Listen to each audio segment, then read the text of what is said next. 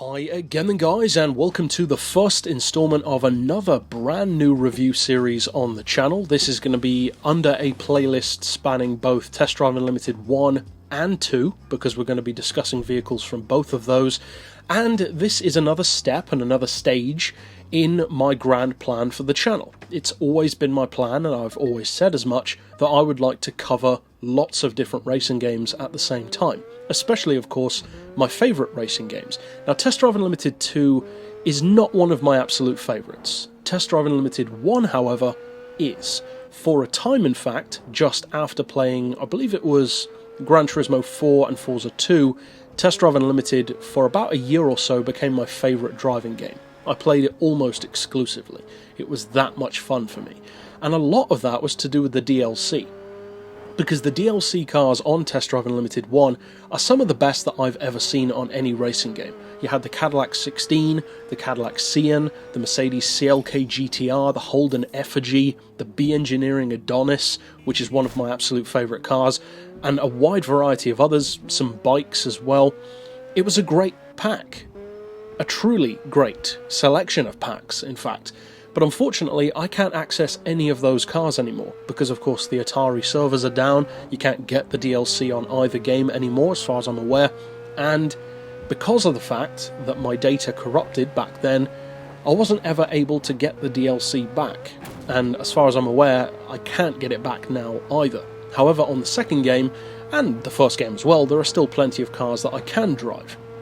The cars that were already in the game, and what better way to kick off this series than by featuring my favourite car in Test Drive Unlimited 2, a car which was not featured in the first game at all, and a car which, if you've been around on this channel before, and for a while, you'll know my feelings about this car. It's not my favourite car anymore, although it used to be, but I do however still strongly believe that the Zonda F in both coupe and roadster form is a truly perfect supercar, in every way. Visually, the sound it makes, the engine, the performance, it truly is, as far as I'm concerned, a supercar which doesn't need anything to be changed.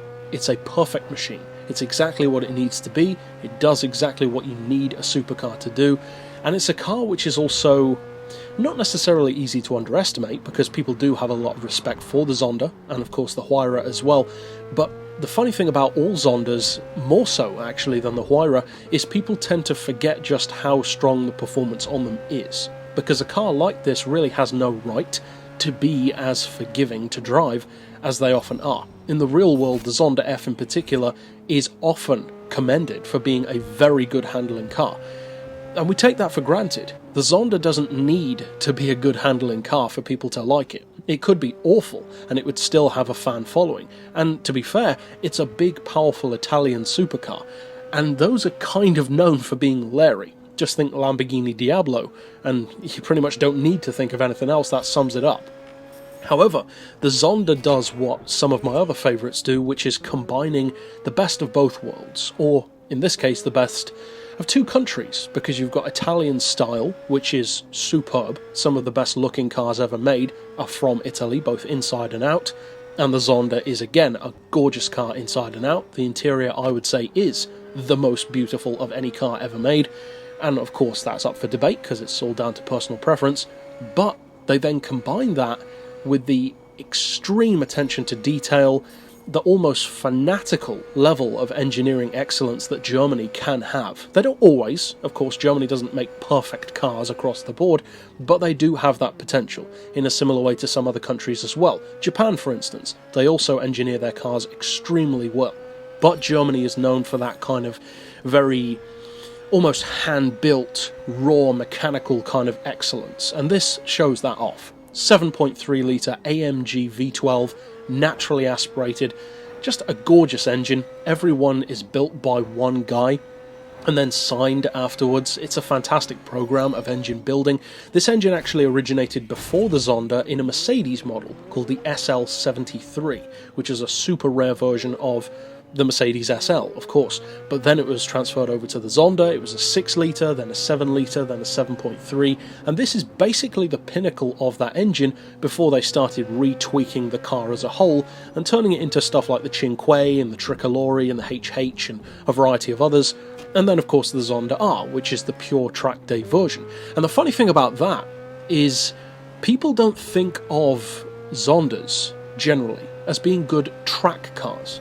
They think of them as being fast, but it's not most people's go-to vehicle if you're thinking of something that's good for setting great lap times. You'd think of something more like a Gumper Apollo, or a Mosler, or an Ascari A10 for that kind of thing. Some of those are even on Test Drive Unlimited. The Gumper Apollo, for instance, is on the game, as is the Ascari A10. But the funny thing about Zonda is that, more often than you'd expect, it's actually lighter than those cars. This Zonda, which actually, funnily enough, weighs the same as the hardtop version, which in itself is a great achievement, because although non-petrol heads may not realise this, a convertible is often heavier than a coupe, because you have to reinforce the chassis more, because you don't have the roof strengthening the body. So it's very rare to have an open-top version of a car which weighs the same or less. They almost always weigh more. Unless you're in the supercar world, then of course the manufacturer makes much more of an effort to try and keep it similar to keep that same kind of driving pleasure and lap time potential. In the case of this car, it does just that. It weighs 1,230 kilos, just like the coupe does. That's very impressive. But what it goes even further on than that is it has more power and more torque. Instead of 602 horsepower in the normal Zonda F, you've got 650 in this one, the Clubsport Roadster. And then the torque is also jumped up from 560 to 575 pound-feet, which incidentally is the same as the Cinque. But unlike the Cinque, this is a 703 grand car. The Cinque is almost 1.3 million. That's a big difference. Now this one is more expensive than the hardtop. That one's 585,000, and both of them are A1 class vehicles. And in terms of the way it drives, I can't say that I would always recommend the Zonda F in either form to dominate the A1 category, because there are faster cars, for sure. The Koenigsegg, for instance, the CCXR, or a Veyron can easily outrun it in a straight line. But the thing about the Zonda is it really embodies what Test Drive Unlimited's best points are. Test Drive Unlimited works at its best when it goes beyond being just a racing game. Because Test Drive Unlimited is not just a racing game. It's about enjoying owning cars, enjoying driving them, enjoying even just cruising around in them. It's about the pleasure of driving, not just racing. And that is exactly the kind of void which a Zonda F fills, because it's a car which won't necessarily win every race, but you can have so much fun with it. So, if you haven't checked out either the hardtop or open-top form, I definitely recommend doing so, and it is one of my personal favourite cars, not just in the game, but in the real world as well. But that's it for this pick overall. Of course, I'll see you guys next time, and for now, as always, thanks for watching.